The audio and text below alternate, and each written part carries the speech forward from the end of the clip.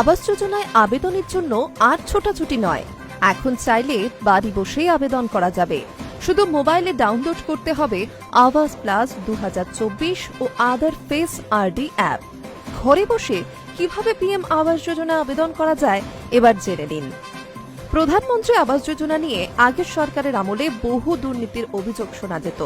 তবে পালাবদলের পর স্বচ্ছতার মাধ্যমে যোগ্য উপভোক্তাদের এই সরকারি প্রকল্পের সুবিধা পৌঁছে দেওয়া হবে বলে জানিয়েছে নতুন রাজ্য সরকার। আবেদনকারীরা চাইলে ঘরে বসে আবাস যোজনার জন্য আবেদন করতে পারবেন। কেন্দ্রীয় সরকারের তরফে আবাস যোজনায় অনলাইন আবেদনের ব্যবস্থা করা হয়েছে। এর জন্য প্রথমে গুগল প্লে স্টোর থেকে আবাস প্লাস 2024 অ্যাপটি ডাউনলোড করতে হবে। ইনস্টল হয়ে যাওয়ার পর অ্যাপে ঢুকে নিজের পছন্দের ভাষা নির্বাচন করে নিতে হবে। এরপর সব অনলাইন সার্ভিসের জন্য কিছু অনুমতি চাওয়া হবে, সেগুলিও দিতে হবে। পরবর্তী ধাপে আবেদনকারীর আধার নম্বর চাওয়া হবে, তবে তার আগে মোবাইলে আধার ফেস আরডি অ্যাপটি ডাউনলোড করতে হবে। আবেদনকারীর আধার কার্ডে দেওয়া ছবির সঙ্গে যাচাইয়ের জন্য এই অ্যাপ দরকার হয়। এরপর যথাযথ তথ্য দিয়ে অনলাইনে আবেদন করতে হবে। আবাস প্লাস 2024 অ্যাপের মাধ্যমে আবেদনের পর স্থানীয় পঞ্চায়েত অফিস থেকে ভেরিফিকেশন করা হবে।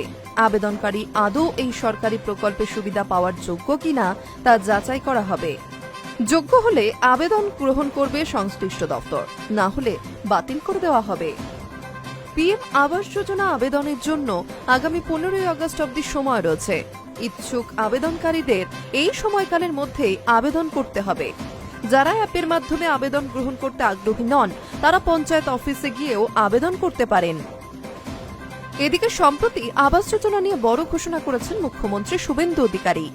তিনি জানিয়েছেন, আবাস যোজনার ভেরিফিকেশন তথা তালিকা তৈরির সময়সীমা 20 জুলাই থেকে বাড়িয়ে 15 আগস্ট অবধি করা হচ্ছে।